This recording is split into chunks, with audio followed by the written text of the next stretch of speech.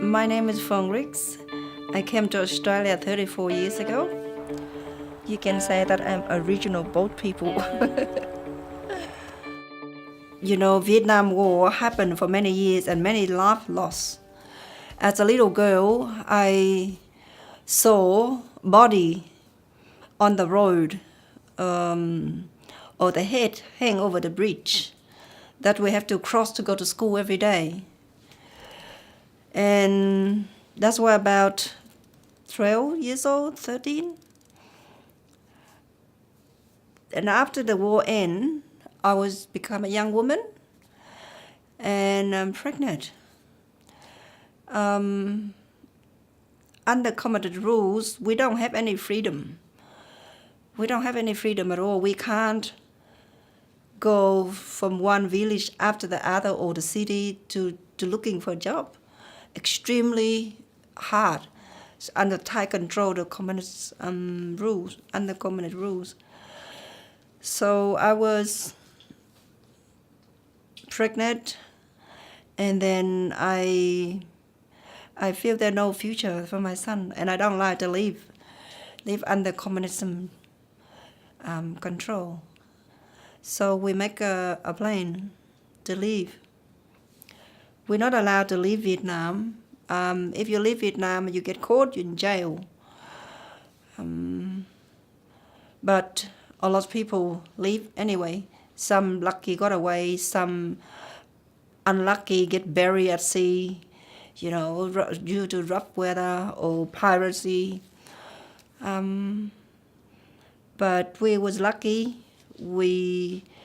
After give birth to my son, he only 10 days old, and one of the lady in the group said, "Are you strong enough to go?" I said, "Yes."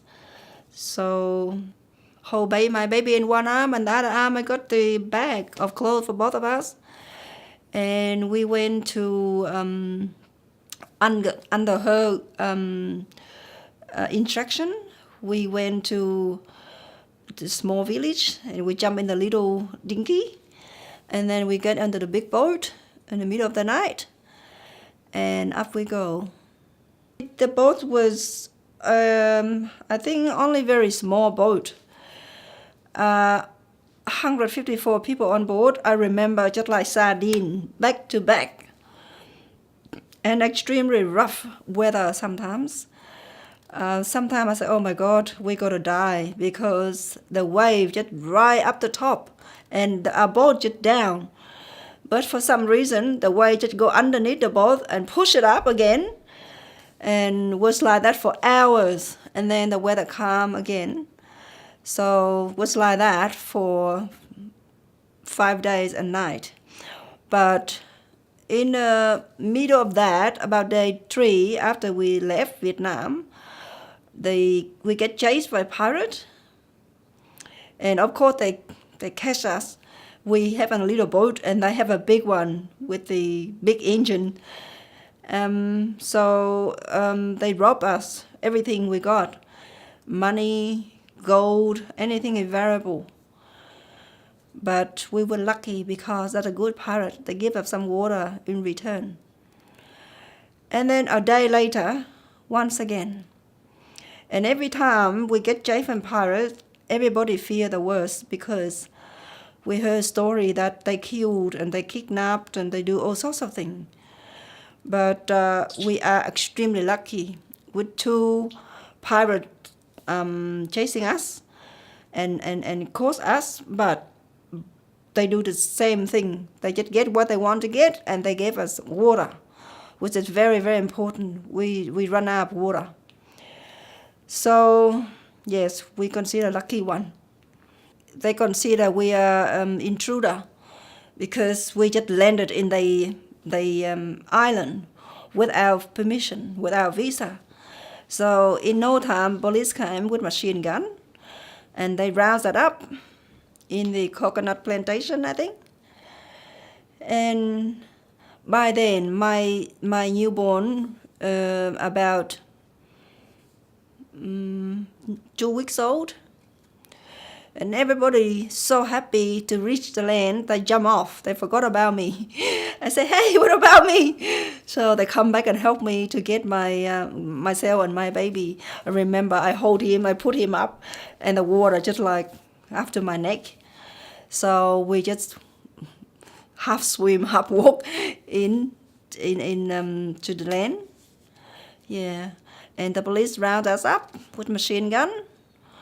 And then they packed us in the kind of truck and took us to refugee setup. And we stayed there for a couple of days. They transferred us to the island called Pulau Pidong. That United Nations set up a few years earlier for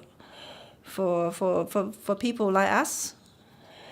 So I would stay there for 7 months after to apply for refugee visa. Finally, I got accepted, and we get accepted to Australia. So I left Vietnam in June, and we ended up June '82, and we end up in Sydney airport January '83. When I arrived in Sydney, I didn't know nothing then. I just take love at its time. But now looking back, just how did I survive? Extremely difficult. I'm a young woman, got a little baby, little newborn, don't know anybody, no family, no support. I can't speak the language. But somehow we just manage. Job-wise, very hard because, as I say, I don't have any support, so I can't leave my baby anywhere, and I don't know English enough to enroll him in daycare or anything like that. The only work I can get is work from home. For the Vietnamese people who've been to Australia before me, they tell me what they do. They show me what they do. So I end up saving money to buy an industrial sewing machine. So I start making nurse uniform. I got no idea at all. I got no skill of sewing, but they show me what to do. And I don't have to make the whole dress. Just join together arm and two side here. But I can make cookies so crooked, I can't do a straight line. So I unpick it and do it again. For the whole night, I make $25. And I'm so happy with that. So after that, I become kind of like professional. Then I make like $75 after that for the night. When you can't speak English, you can't find any job. It's good pay. You just have to do whatever you can. So I did sewing for a few years until I learned a few words. And then I went to the factory where they make all sorts of clothing. So I end up in a factory who make, I think, jean. And just a few words say, good morning, I'm looking for a job. And then the boss say, you got experience. I think that's what he say. I say, yes. So he gave me a garment to try. So I never see the overlock in my life. Talk about know how to operate it. So he said, there you go. So I just look at people next to me, what they do. I try to do the same thing. But the machine is just so fast. I cut it in half. And I just so frightened. I know for sure I want to get a job, but I'm too afraid to say I cut it. So I slowly stick out the door and went. Yeah. So forget about sewing in the factory. So I come back home, do that again. Then few years after, when my English bit better, I I work in a takeaway and in the pressing factory where they do dry clean and before the clothes from the factory, before they go to the shop, they send to us. So we press, we make it nice and straight, so we send to the shop. So I worked there for a few years. Yeah, I work in many different jobs. And my latest, about 10 years after in Australia, I started to work in market garden because I grew up in a farming area. So farming, growing is very much in my blood. I like it. Yeah, but after I in relationship and got children, so I gave that up. I stay home to raise a few kids. And when they grow up, I go back to farming again, which I'm doing now.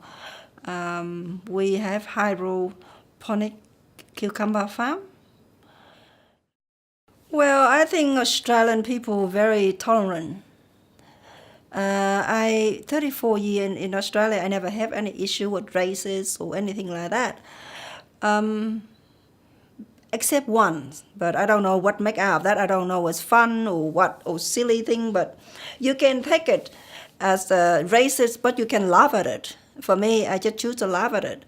As I'm driving along in Great Eastern Highway and the car on the other side of me, because there's two lines, they're a young couple, not really young, in their 30s. We turn and look at each other, and they put their hand in their eye and pull their eye to the side, just like, I think they say, "Oh, you Asian slang eyes." I didn't say that, but I think that's what they said. And then I said, I didn't say nothing, but I look at them, they're a little bit chubby. So I just open my eye big and I put the air in my mouth and make my face really fat. So my way say, "Hey, you big fat Aussie," and then they just laugh their head off. Then when they spit off, and yeah, that is, I don't know that racist or not, but it's something funny.